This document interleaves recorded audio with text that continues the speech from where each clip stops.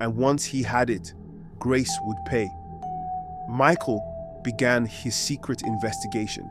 He met with people who had known his mother. He visited her old workplace, searching for any clues. Then one day, he overheard of heard a conversation that changed everything. At a small cafe in Victoria Island, two women were talking. "You remember Grace, the one who married Obi after Kemi died?" "Of course, that whole thing was suspicious. I heard she was the last person with Kemi before she died." Michael's hands tightened into fists. He needed real evidence, and he knew exactly how to find it. Michael knew Grace loved one thing more than anything else: wealth and power. She was now a rich woman, living in luxury with Obi. But she was careless. Michael hired a private investigator. They followed her. They watched her. Then the breakthrough came. One evening, Grace was at a high-end lounge in Lagos, drinking with her friends. She was drunk, laughing, showing off. "My dear, men are fools," she said, laughing loudly. "Do you think Obi would have ever married me if Kemi was still alive?" her friends gasped. "Grace, don't say such things," one of them whispered. But Grace smirked. "Please, she was weak. I did what had to be done." Michael's investigator recorded everything. The proof he needed was in his hands. It was time to end Grace once and for all. Michael sat in the back seat of the black SUV as it pulled up outside a mansion in Ikoyi, the house that once belonged to his mother, the house where Grace now lived, enjoying a life she stole. His hands clenched into fists as he stepped out. Tonight, everything would change. Michael was no longer an 8-year-old boy crying for justice. He was a man now, and he had come to reclaim the truth. Inside, Obi was surprised to see him. It had been years. "Michael, is that you?" Obi's voice was unsure, filled with a mix of guilt and longing. Michael nodded. He didn't have time for pleasantries. "Where is your wife?" Grace walked in, laughing, holding a glass of wine. "Oh my, Michael, look at you. You've grown into such a fine young man." Michael's eyes darkened. "Cut the act, Grace." Silence. Grace stiffened, her smile faltering. "What are you talking about?" she asked, trying to sound amused. Michael pulled out his phone, tapped the screen, and pressed play. And then, her own voice filled the room. "Please, she was weak. I did what had to be done."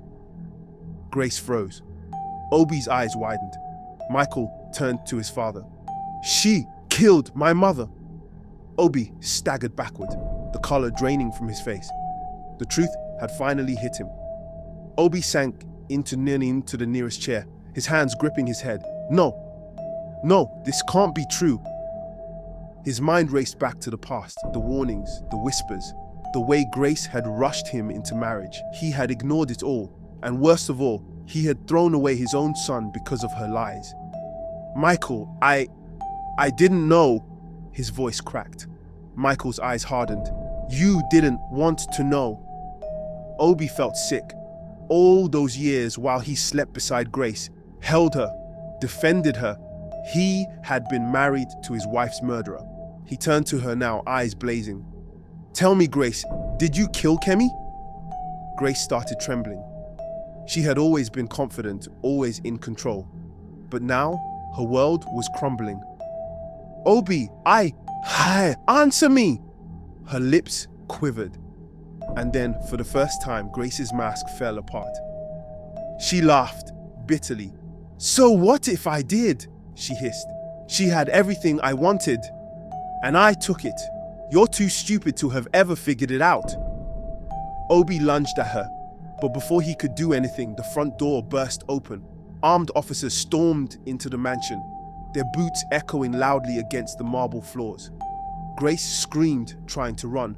"You are under arrest, Grace, for the murder of Kemi and multiple charges of abuse." Michael stepped back, watching as justice finally unfolded.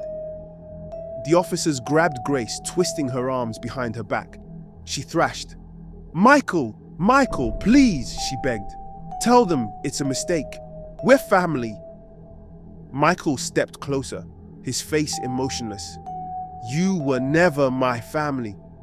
And then she was dragged out. The entire street watched.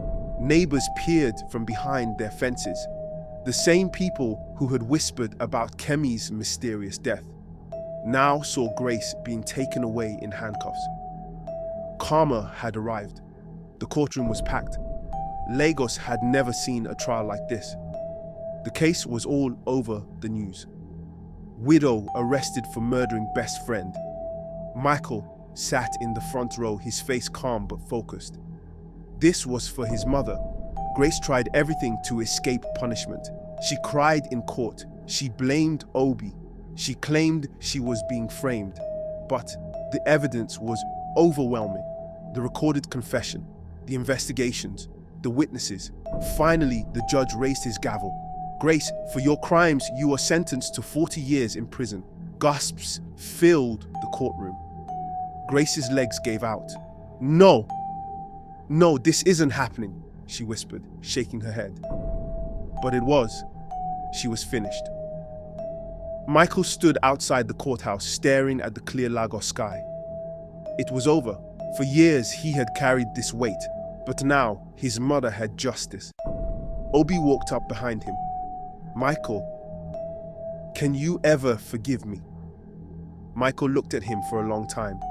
This was his father, the man who had failed him, the man who had thrown him away. "I don't know," he finally said, "but I'll try." And then, without another word, he walked away. He had a life to live, a new beginning. The prison gate slammed shut behind Grace, the sound echoing through the cold walls like a death sentence. For years, she had lived in luxury, controlling people, manipulating, getting everything she wanted. Now, she had nothing. The prison wardens led her down a long, dark hallway. The air was thick with sweat, fear, and something else. The unmistakable scent of hopelessness. "Welcome to your new home, Madam Big Woman," one of the female wardens sneered. "You go, Sabi, say prison no be for rich people." Grace didn't respond. She couldn't. Her mind was racing. How had this happened? She was Grace. She was untouchable. And yet, here she was, wearing an orange jumpsuit, stripped of her wealth, her power, her beauty. She had thought she could take everything from Kemi and get away with it. But karma had found her. Prison was nothing like the life Grace once knew. Gone were the luxurious silk bedsheets. Now she had a hard iron bunk. Gone were the chef-prepared meals. Now she ate cold beans and hard bread. Gone were the expensive perfumes and designer dresses. Now she smelled of sweat and regret. The other prisoners were not impressed by her former status. "You be big woman outside, Abi, but for here you be nothing." Grace tried to act tough, but she was breaking. Nights were the worst. She would lie awake, staring at the ceiling, hearing the whispers of Kemi's voice in her head. "You took my life, Grace. Now look at yours." She would jolt awake, covered in sweat. Was she going crazy? Maybe. Or maybe Kemi's spirit was really haunting her. One day, a guard called her name. "You get visitor." Grace's heart leaped. Obi? Had he forgiven her? Was he going to get her out? She was led into the visiting room, and when she saw who was sitting there, her entire body froze. It wasn't Obi, it was Michael. He was no longer a boy. He was a man, powerful, strong, unbreakable. He leaned back in his chair, his eyes cold. "How are you, Grace?" he asked. Grace swallowed. "Michael, please, tell them to reduce my sentence. You know me. I didn't mean for things to happen this way." Michael scoffed. "You mean you didn't mean to get caught?" Grace felt sick. "Please," she whispered, tears welling in her eyes. Michael stared at her for a long time, then he stood up. "I didn't come here to help you. I just came to see the woman who threw me away, now rotting in prison like she deserves." Grace reached for him, but he was already walking away. As the door closed behind him, she realized she was truly alone. Meanwhile, in Kirikiri Maximum Prison, Grace's life had become a nightmare. The prisoners who once respected her turned against her. They knew her story. They knew what she had done. And they made her pay. Her food was stolen. She was beaten. She had no allies, no power, no hope. One night, as she lay on her cold, hard bed, she heard a whisper. "You took my life, Grace. Now look at yours." Her eyes snapped open.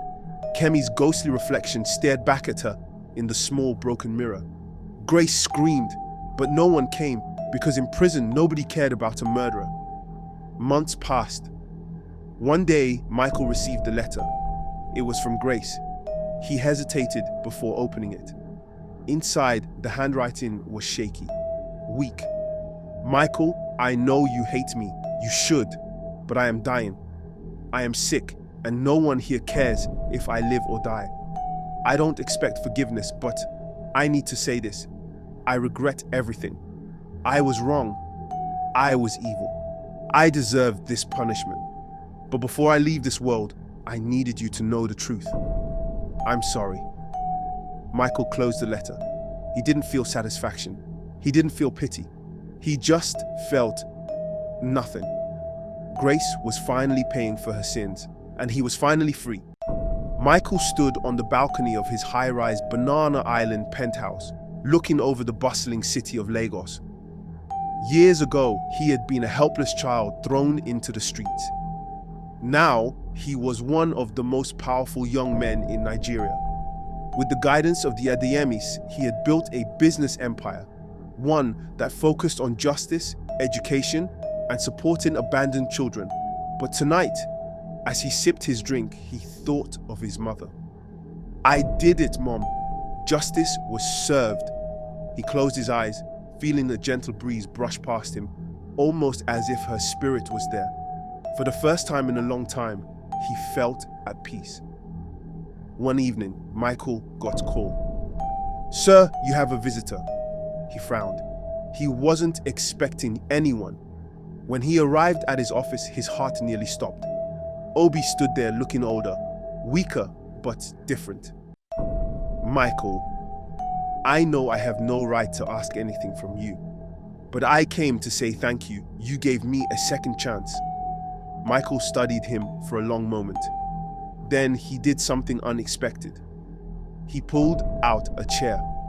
"Sit." Obi's eyes widened with surprise.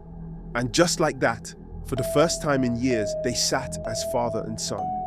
Maybe the past would never be forgotten, but at least they could try to move forward. Meanwhile, inside Kirikiri prison, Grace's health had deteriorated. She was sick, weak, forgotten. She sat in the corner of her cell, staring at the cracked walls. Her once beautiful face was now pale and sunken. "If only I knew, I would never have done it," she whispered to herself. Her hands trembled. Her time was near. That night, as the rain poured down, she took her last breath. And just like that, the woman who had caused so much pain was gone. No one mourned her. The city moved on, and so did Michael. Michael knew his story was unique. So he created something new, the Kemi Foundation. A foundation that helped orphans, abandoned children, women who had suffered abuse. At the launch event, journalists flooded him with questions. "Mr. Michael, what inspired you to start this foundation?" Michael smiled. "A promise I made to someone I loved." And as he walked away, he felt proud. His mother's legacy would live on. Years later, on the anniversary of his mother's death, Michael visited her grave. He placed a single white rose on the headstone. "You were taken too soon, but I made sure your story was never forgotten." The wind whispered softly through the trees. He smiled. He had finally found peace. As he walked away, he felt like a new man. His past no longer controlled him. His story wasn't about revenge anymore. It was about redemption, about justice, about moving forward. And with that, Michael stepped into the future, stronger than ever.